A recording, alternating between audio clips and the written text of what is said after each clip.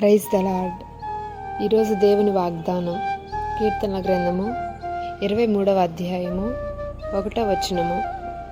యెహోవా నా కాపరి, నాకు లేమి కలుగదు. ఈరోజు పరిశుద్ధాత్మ దేవుడు మనతో మాట్లాడుతున్నటువంటి దేవుని వాగ్దానం ఏమనగా, మనందరికీ తెలిసినటువంటి వాగ్దానమే ఇది. యెహోవా నా కాపరి, నాకు లేమి కలగదు అని.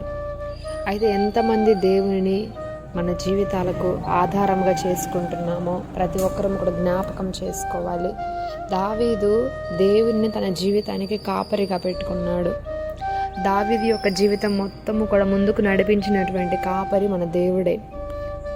కాబట్టే దావీదు ఎలాంటి పరిస్థితుల్లో గుండా వెళ్ళినప్పటికీ కూడా అతనికి లేమి లేకుండా, అతడు ఏ మార్గంలో వెళ్ళినా కానీ ఎక్కడా కూడా అతనికి కొదువ లేకుండా సమస్తమును సమృద్ధిగా దేవుడు అతనికి అనుగ్రహించాడు.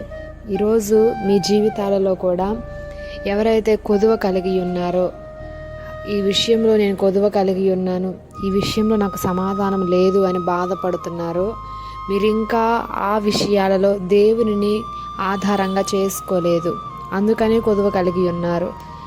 ఆయన కాపరిగా ఉంటే, ఆయనే మన జీవితాన్ని ముందుకు నడిపిస్తుంటే, ఆయనే మనకి తగినటువంటి ఆలోచనలను ఇస్తూ తన చిత్తానుసారమైన మార్గమందు మనల్ని కనుక నడిపిస్తే దేనికి కూడా కొదువ ఉండదు, సమృద్ధి ఉంటుంది.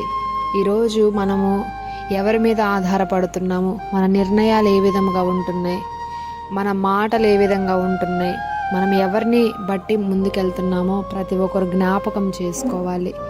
కాబట్టి దావీదు వల్ల మనము కూడా ఈరోజు దేవుని ఆధారం చేసుకుందాము.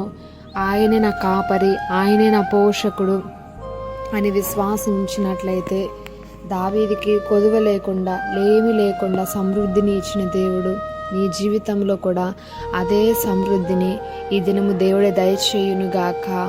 ఆమేన్.